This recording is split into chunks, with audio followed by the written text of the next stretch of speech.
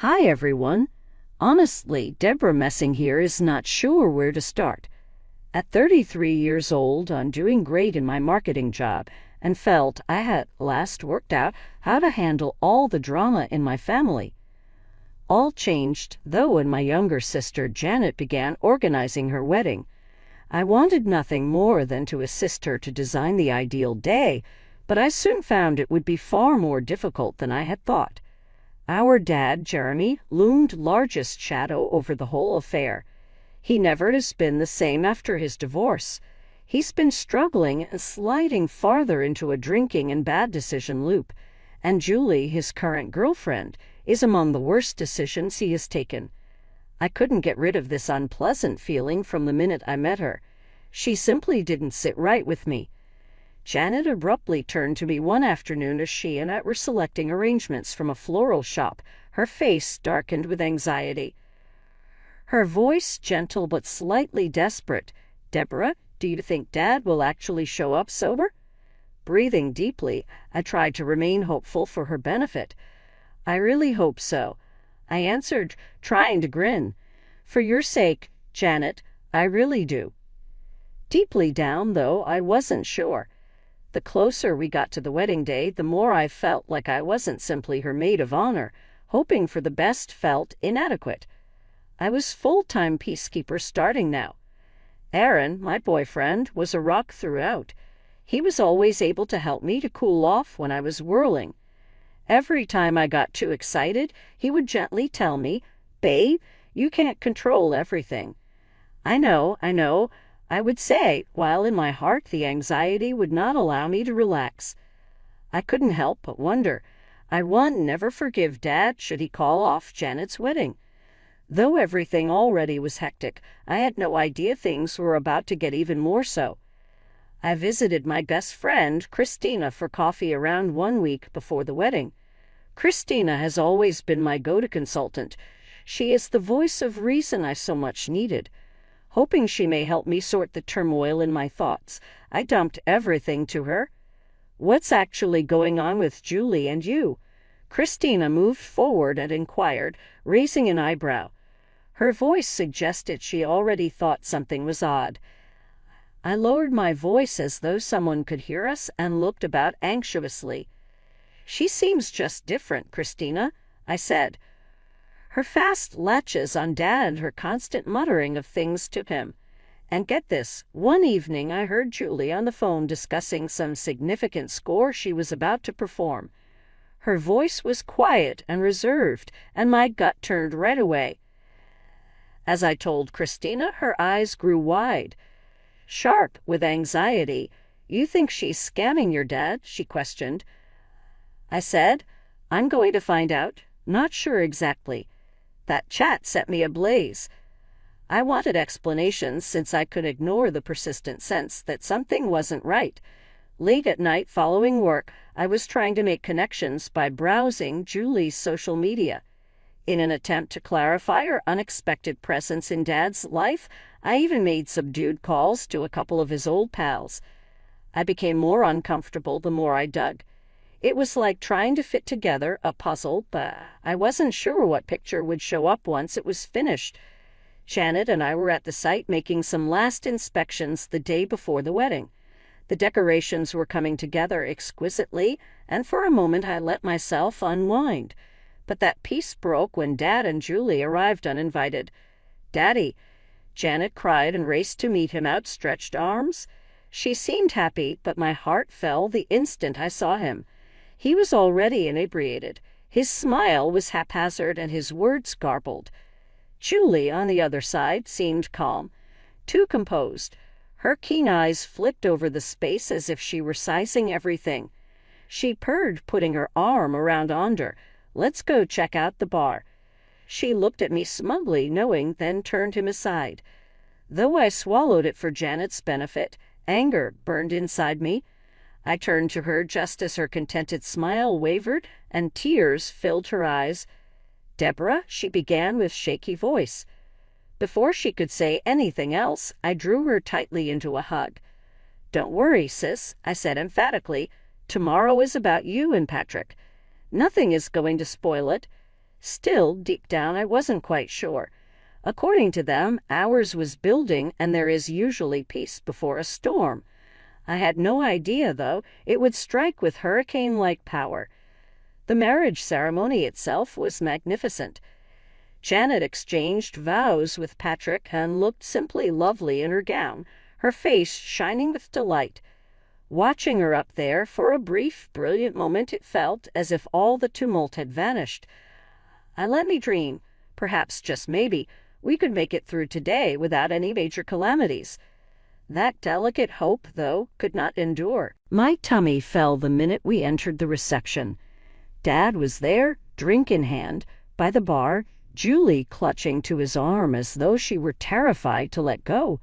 His laughter was way too loud, and his face reddened. His drunkenness was blatantly clear once more. Aaron, who had been at my side all day, bent in close. His voice sounded subdued. Sensing my strain, he inquired, "You okay?" Trying to control my breathing, I tightened my hands. Muttering, "I have to hold it together for Janet," I forced a stiff smile. Still within, though, I was raging. All I wanted was for Janet to have the ideal day she so well deserved. I knew the storm was about to break, and it wouldn't be beautiful. As I watched Dad stumble over to a gathering of visitors, splashing his drink and laughing too loudly. Though deep down I knew it was only a matter of time before things spiraled out of control, I forced a smile and murmurs assurances. As nighttime progressed, the tension in the room grew thicker. Dad's laughter grew louder, his motions sloppier, and Julie's eyes flicked over the stadium with a glitter that twisted my gut. Something felt profoundly wrong, and I couldn't get rid of the discomfort. Janet murmured, pulling on my arm, "Deborah?" her voice quivering. "Dad is creating a scene here." I went to her and forced a confident voice unlike what I could feel. "I will handle it," I said. Breathing deeply, I went toward where Dad was trying an unsteady Macarena, laughing loudly and almost falling over with every step. He seemed to have no shred of self-awareness or a concern in the world. Keeping my voice as cool as possible, "Dad," I added, "let's step outside for some fresh air." He mumbled, "Nonsense," waved me off dramatically. "I'm celebrating the big day of my baby daughter." He tried a sloppy spin and almost knocked over an adjacent table. Julie appeared by his side, firmly clutching his arm before I could stop him. She yelled, "Leave him alone," her tone tight and defensive. "He's simply having fun." I answered calmly, "This isn't about fun," but my voice was tight with irritation. "It's about honoring Janet on her big day." Julie's eyes narrowed and her lips curved into a scowl. "You believe you're absolutely flawless. Always present as though you are in charge, as though you are superior to everyone else." The words struck a chord. Though I attempted to keep my voice calm, I felt the heat climb in my chest. This relates to Janet, not me. She deserves more than this circus offers. The dispute grew rapidly, and I signaled for us to move into a quieter corner so that things wouldn't blow out right in the heart of the reception. But with every exchange, our voices became higher, the strain between us spilling over. "You know nothing about our family," I spat, my tolerance fraying as I glared her down. Julie's face sank darkly. "Your dad prefers my company over yours," she said. "I know one thing." The words hit like a slap. Something inside of me caught fire. "Oh, quite literally," I shot back, my voice shaking with rage. "Is that before or after you empty him of his money, Julie?" Her expression contorted with rage, and before I could register what was happening, she pushed at me. She took off her heels sandal one quick sweep and swung it toward my head. As I felt the painful impact of the heel striking my temple, time seemed to slow. My cranium hurt, and all around me anarchy broke out. Visitors scattered and yelled. Chairs turned over, and the audience erupted in terrified yells and gasps. Amid the fog of suffering and uncertainty, I could only think about Janet. How had this come to be? Though I had sworn to guard her happiness, here we were, her wedding day descending into a dream. In the throng, I saw Janet's shocked expression. Patrick held her back, paralyzed in shock, his arms wrapped defensively about her as she wept. Knowing this was meant to be her perfect day, and it was anything but, my heart broke at the sight. Security arrived, grabbed Julie, and hauled her away as she struggled and yelled obscenities at everybody within earshot. Her piercing shrieks accentuated the anarchy in the venue. Dazed, I stood there, gripping the side of my head, and felt the throbbing agony from the blow and tears sting. The once jolly gathering around me now was a flurry of scattering visitors, knocked down decorations, and startled muttering. Janet would treasure this day of celebration as a lifelong memory. Rather, it had descended into a nightmare none of us would forget. As the cops arrived, my stillness matched their eerie lighting over what ought to have been a glorious evening. Julie was hauled away in shackles, her rebellious yells resounding through the night. I saw Dad in that fleeting instant. He appeared totally lost, pain and uncertainty on his face. I realized, for the first time, things would never be the same. The days following the wedding blurred. Between submitting police reports, interviewing people, and spending many restless nights, I felt as though I was living in an endless dream. Every sound made me leap. The picture of Julie lunging at me with her sandal kept playing in my head over and over like a terrible, relentless loop. My support through all. Aaron held me near every night. The dreams struck. "You're safe now, Deborah," he said, his voice calm and reassuring. But feeling safe seemed unattainable no matter how often he repeated it. How could I, when the girlfriend of my own father had abused me during the wedding of my sister? From something like that, how could one possibly start to recover? Janet was a wreck quite naturally. She looked like a shell of herself when I visited her about 1 week later. She can even meet my stare. Her formerly brilliant eyes were dull. All those months of preparing, she continued, her voice weighed with grief, and for what? My wedding will always be recalled as the day someone sought to harm my sister.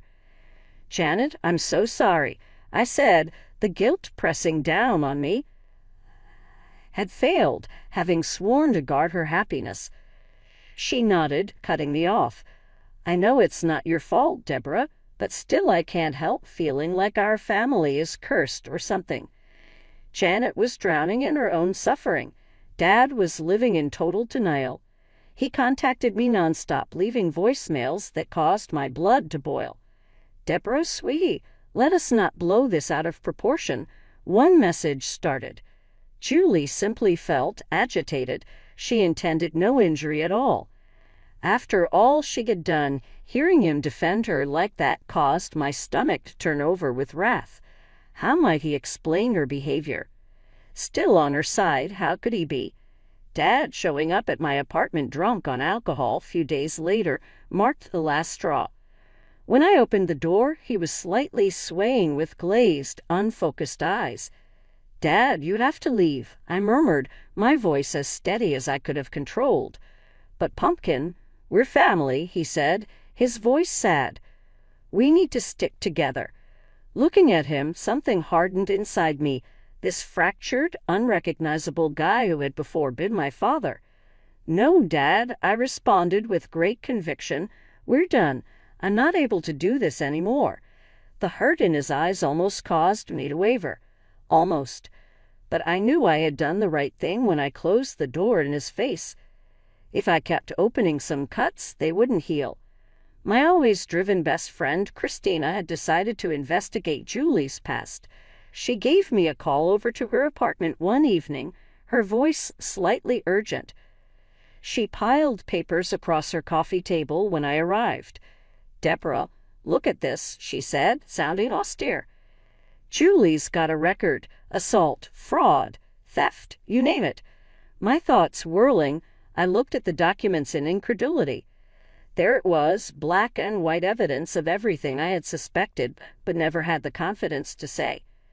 Julie was dangerous, not only nasty. I went over the paperwork, each page turning my gut tighter with a terrible awareness. How did Dad find himself ignorant of this? My voice just above a whisper, I asked. Christina stammered, her lips clamped together. Then she moaned. That's the thing, Deborah, she added with a weighty tone. I believe he understood. The truth struck me like several tons of bricks. I looked at her, ready her to say she was mistaken, but she wasn't. Joint bank accounts, dubious money transactions, and other financial red flags all pointed straight forward for me. It was not only that Julie had controlled Dad. She had taken part. He was an accomplice, not only a victim. One of the worst things I have ever had to do was tell Janet what we had found. We sat in her little, comfortable kitchen, the unopened wedding presents piled in the corner like relics of a dream turned sour. Tears running down Janet's cheeks, she said. I can't believe it. How could he treat us? How could he let her? She shook her head, then trailed off. I no longer even know him. My heart throbbing for her, I reached for her hand. I'm not sure Dad is either, I said gently. But just now we have to guard ourselves. This cannot bring us down. We cannot let it. Janet stared up at me, her tear-streaked face stiffening with will. I am here with you, Deborah, always. Her will gave me strength, but it did not clear the shame that hung over me. I had so completely wrecked whatever remained of Dad's life by revealing his crimes. Deep down, though, I knew I wasn't the one who had wrecked him. He had accomplished that all on his own. On my own, the combination of guilt, doubt, and wrath grew intolerable. I thus resolved to seek assistance. That's how I found myself attempting to make sense of the mess my life had gotten me seated in a therapist's office for the first time. It's normal to feel conflicted, my therapist, Dr. Frank, said to me in one of our sessions. Her voice was like an anchor in the tempest of my feelings, quiet and consistent. You've experienced something horrific. You are bereaved of the father you knew. I watched my hands and felt the sting of tears. I wasn't ready to weep. But shouldn't I despise him after all he has done? There's no should when it comes to emotions, she said gently. What's vital is that you acknowledge how you feel and give yourself the space to work through it. She remarked, working through it seems straightforward, but it wasn't. The hurt, resentment, and treachery did not go away overnight, but that day when I left her office I sensed a faint flutter of hope. Though hardly much, it was a beginning. Perhaps, just perhaps, I could reconstruct something decent from the remains of my family's history. 5 months following the wedding to Gokul, I discovered I was in a position I never would have imagined, happy. In spite of everything, I came to see I was surrounded by love and encouragement. Janet, Aaron, Christina, and I developed into an unbeatable group. Our common suffering has created a link far stronger than before. The 4 of us were seated around my dining table one evening enjoying food and jokes. The place exuded warmth, the kind of delight I had once dreaded I had lost permanently. Janet lifted her glass, a tiny but real smile flashing over her face. To new beginnings, she murmured in a steady, hopeful voice. Then to family, the one we decide upon. We clinked glasses, and I felt not broken for the first time in what seemed like eternity. I sensed whole. That was the realization that I had the will to meet the future, whatever it brought, and right at hand was my chosen family. Grasping my glass and clinking it with my sisters, a smile pulled at my mouth. The toast seemed like the beginning of one chapter finishing symbolically. But while Janet and I were in a moment of peace, the maelstrom around Julie's trial roared on and attracted the notice of every local media source. The courtroom looked like a carnival now, and day after day, seated there, my stomach turned over as more of Julie's sinister past surfaced. Dad sat next to me, his face white and still in shock as her past crimes, fraud, theft, and manipulation spanning decades were exposed. Every fresh discovery felt to our already damaged family as another blade. Still, the most startling incident had not yet materialized. Christina and I had been nonstop behind the scenes trying to find out how completely Dad had participated in Julie's plans. Examining bank records, emails, and financial activities, we created a picture far worse than I had anticipated. I felt my breath seize in my throat as our attorney got up during the trial. "Your Honor," he said, his voice firm and clear, "we have documentation proving Jeremy Messing's involvement in Miss Lang's fraudulent activities." The courtroom went still, and I heard Dad gasp hard next to me. I refused to look at him. At last the truth was on show. He was more than just Julie's manipulated victim. He had been involved actively in her plans. My personal life unexpectedly and favorably changed as the legal drama developed. My employer phoned me into his office one lovely Thursday afternoon. Unknowing what to anticipate, I stammered in. Still, his friendly grin calmed me right away. "Deborah," he leaned closer and said, "your work really has impressed us greatly. Over the past year, your resilience and inventiveness have been rather exceptional. I'm pleased to let you know we're pushing you toward Senior Marketing Director." I watched him in incredulity. "Thanks," I murmured, my voice quivering with delight. He stated simply, shaking my hand, "You've earned it." I grabbed my phone to contact Aaron right out of his office. "You won't believe this," I said. Shaking with enthusiasm, "I got promoted." Aaron's happy giggle rang down the line. "That's very wonderful, sweetheart. You truly make me proud. Tonight is celebration time?" There were flashes of excitement and hope even among all the anarchy. Driven to keep ahead, Janet and Patrick made a wise choice. They chose to reaffirm their vows. This time the occasion was not grandiose. Their backyard was the scene of a tiny, intimate wedding attended just by close friends and relatives. "Second time's the charm," Patrick said, Janet laughing at his friendly smile as they traded rings once more. As I watched them, I became really calm. Though they were healing, the past left wounds that never completely disappeared. Gradually but surely. At last the day Julie's sentence was scheduled arrived. Tension in the courtroom was high as the judge was ready to render her decision. Perched there, I considered how much had changed since that terrible wedding day. Though we had endured so much suffering and treachery, yet we had survived. We had developed greater strength. We were going ahead. I got up when the court asked for victim impact comments. My voice is strong, although my hands quivered just slightly. "The scars from that night run deep," I said, looking steadily. "But they have made me stronger. What happened shattered bits of my family and left wounds I never would have thought would heal. Still, I discovered resiliency among that suffering. I grew strong, and I came upon the family I wanted to be by my side." The weight dropped from my chest as I spoke. This was my time to recover control, not only for Janet, but also for my family, for the life we were reconstructing, and for myself. The room was still for a beat after I finished. The judge nodded gravely next then. Julie got her punishment and closure followed from it. That day when I left the courtroom, I could feel sunlight on my face, and came on to something I hadn't experienced in a long time: peace. The storm has blown past. Though we were different from what we had been, we were more robust. We had located our way back to one another, and together we were at last prepared to welcome the future. I looked at Julie and felt a boost in strength.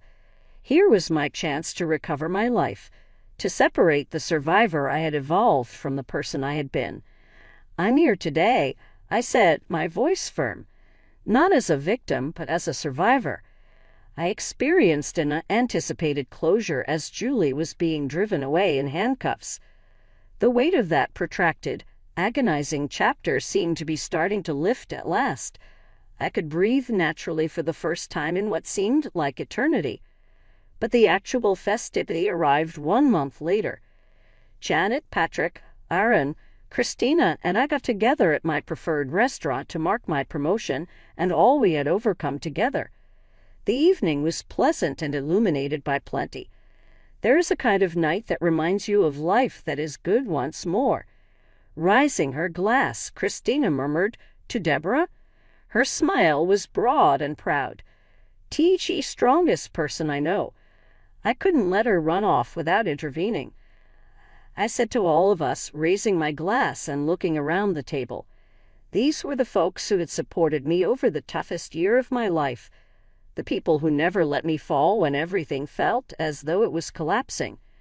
For proving that family is about loyalty and love rather than only blood, as we told stories, mocking one another and remembering the highs and lows, we clinked glasses and laughed aloud. Something changed within of me. I became aware of how much had changed in me as much as in my life. The preceding year had resembled a nightmare of suffering, treachery, and loss. Oddly, though, it had also been a gift. It had revealed me the people truly important, showed me my potential strength, and gave me the bravery to cut out the poison dragging me back. Surrounded by individuals who truly loved me, sitting there I experienced peace, something I hadn't felt in a very long time. Not the ideal happy ending I had hoped for as a small child. It carried memories I hope I could remove as well as scars. But that made it lovely as it was real. I felt forward looking for the second time in years. The family I had located, the love all around me, and the power I had discovered within of me made me appreciate things. And thus, at least in this chapter of my life, ends my story. Now, though, I find myself wondering, in my position, would you have given your father another opportunity following all he accomplished? Alternatively, might you have maintained those limits as I did? This is a difficult choice, and I know many of you have dealt with poisonous family members in such manner. I would be much interested in your opinions. Comments allow you to share your experiences. From your personal life, how have you managed challenging family dynamics? Should my narrative strike a chord with you, kindly click that like button and give subscription consideration for more true tales and candid discussions on negotiating difficult relationships. Some thought. Sharing gives us strength collectively and maybe even helps someone else negotiate the storm.